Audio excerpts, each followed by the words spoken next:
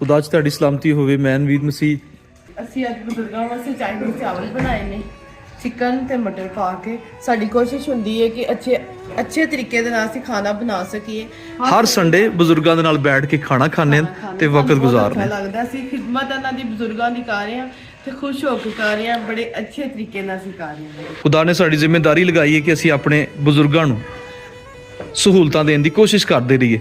ਅੱਛਾ, ਅੱਗੇ ਗਰਮੀ ਆ ਰਹੀ ਹੈ ਤੇ ਕੁਝ ਚੀਜ਼ਾਂ ਸਾਨੂੰ ਦਰਕਾਰ ਨੇ, ਨਾਲ ਉਹ ਵੀ ਮੈਂ ਸ਼ੇਅਰ ਕਰਾਂਗਾ ਤੇ ਕੁਝ ਮੈਂ ਦਿਖਾਉਣਾ ਚਾਹਾਂਗਾ ਨਾ। ਸਾਡੇ ਕੋਲ ਇਹ ਅਸੀਂ ਡੋਲੀਆਂ ਲੈ ਕੇ ਆਏ ਸਾਂ, ਲੇਕਿਨ ਇਹ ਘੱਟ ਪੈ ਗਈ ਹੈ ਨਾ।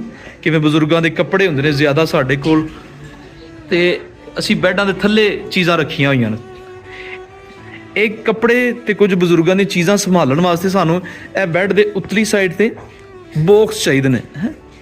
ਤਕਰੀਬਨ 12 ਬਾਕਸ ਸਾਡੇ ਇਸ ਓਲਡ ਏਜ ਹੋਮ ਦੇ ਵਿੱਚ ਸਾਨੂੰ ਚਾਹੀਦੇ ਨੇ, 12 ਬਾਕਸ ਲੱਕੜੀ ਵਾਲੇ, ਤਾਂ ਕਿ ਹਰ ਇੱਕ ਬਜ਼ੁਰਗ ਦੇ ਕੱਪੜੇ ਤੇ ਕੁਝ ਉਹਨਾਂ ਕੋਲ ਜ਼ਰੂਰੀ ਸਮਾਨ ਹੋਵੇ, ID ਕਾਰਡ ਵਗੈਰਾ, ਕਾਗਜ਼ਾਤ, ਉਹ ਅਸੀਂ ਇੱਥੇ ਰੱਖ ਸਕੀਏ। ਕਾਗਜ਼ਾਤ ਜਿਹੜੇ ਹਸਪੀਟਲ ਲੈ ਕੇ ਜਾਂਦੇ ਆ ਬਜ਼ੁਰਗਾਂ ਨੂੰ, ਤਾਂ ਕਿ ਉਹਨਾਂ ਦਾ ਰਿਕਾਰਡ ਗਵਾਚੇ ਨਾ, ਇੱਥੇ ਉਹਨਾਂ ਦੇ ਕੋਲ ਰਵੇ। ਹਰ ਇੱਕ ਬੈੱਡ ਦੇ ਉੱਤੇ ਅਸੀਂ ਚਾਹੁੰਦੇ ਹਾਂ ਕਿ ਛੋਟਾ ਕੈਬਨ ਬਣ ਜਾਏ, ਤਾਂ ਕਿ ਉਹ ਕੈਬਨ ਕਿਦੋਂ ਹੋਏਗਾ ਤਾਂ ਉਹਦੇ ਵਿੱਚ ਸਾਨੂੰ ਚੀਜ਼ਾਂ ਰੱਖਣ ਵਾਸਤੇ ਸਹੂਲਤ ਹੋਏਗੀ। ਫਿਲਹਾਲ ਦੇਖੋ ਸਾਡੇ ਕੋਲ ਜਿੰਨੀ ਜਗ੍ਹਾ ਹੈ ਅਸੀਂ ਫਿਲ ਕੀਤੀ ਹੋਈ, ਬਲਕਿ ਇਹ ਗਿੱਲ ਸਾਹਿਬ ਤਾਂ ਆਪਣੀ ਜੁੱਤੀ ਵੀ ਇਹਦੇ ਵਿੱਚ ਰੱਖ ਦਿੰਦੇ।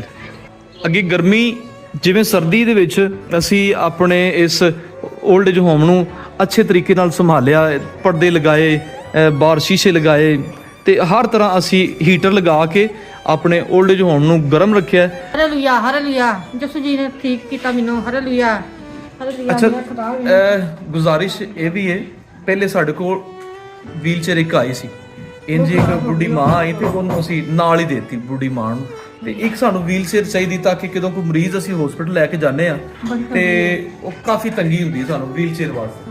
ਵੀਲ ਚੇਅਰ ਚਾਹੀਦੀ। ਉਹਦੇ ਬਾਅਦ ਵਾਕਰ ਇੱਕ, ਤਾਂ ਕਿ ਜਿਹੜੇ ਫਾਲਜ ਪੇਸ਼ੈਂਟ ਹੁੰਦੇ ਨੇ ਅਸੀਂ ਉਹਨਾਂ ਨੂੰ ਵਾਕਰ ਦੇ ਨਾਲ ਤੋਰਨੇ ਆ, ਉਹ ਟੁਰ ਸਕਣਗੇ। ਸਾਨੂੰ ਵਾਕਰ ਤੇ ਵੀਲ ਚੇਅਰ ਵੀ ਚਾਹੀਦੀ ਹੈ।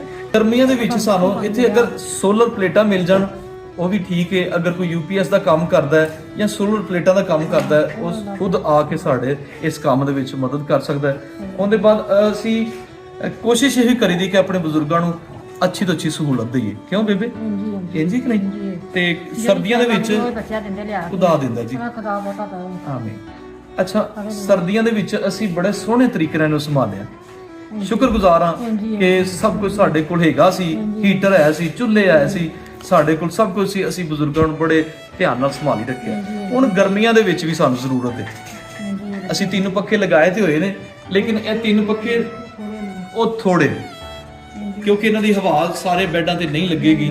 ਅਸੀਂ ਚਾਹੁੰਦੇ ਹਾਂ ਕਿ ਬੈੱਡ, ਹਰ ਇੱਕ ਬੈੱਡ ਦੇ ਉੱਤੇ ਬਜ਼ੁਰਗ ਨੂੰ ਹਵਾ ਲੱਗੇ।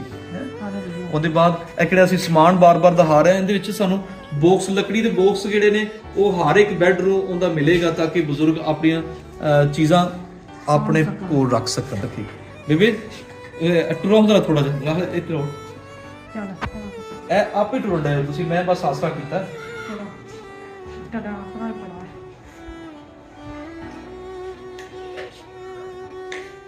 ਅਗਰ ਇਨਸਾਨ ਦੀ ਕੇਅਰ ਕਰ ਲਵੇ ਤੇ ਮੇਰੇ ਖਿਆਲ ਚ ਥੋੜੀ ਨਾ ਆਵੇ। ਹੈ ਠੀਕ ਹੈ। ਤੁਸੀਂ ਬੱਚਾ, ਮੈਂ ਰੋਂਦੀ ਸੀ, ਮੈਂ ਕਹਿੰਦੀ ਮੈਂ ਨਹੀਂ ਆਉਣਾ, ਮੈਂ ਨਹੀਂ ਆਉਣਾ। ਹੁਣ ਮੈਂ ਕਹਿੰਦੀ ਬੱਚੇ ਨੂੰ, ਮੈਂ ਰੋਣੀ, ਮੈਂ ਨਹੀਂ ਜਾਣਾ, ਮੈਂ ਨਹੀਂ ਜਾਣਾ, ਮੇਰਾ ਕੋਈ ਨਹੀਂ ਸਾਂਭਣ ਵਾਲਾ।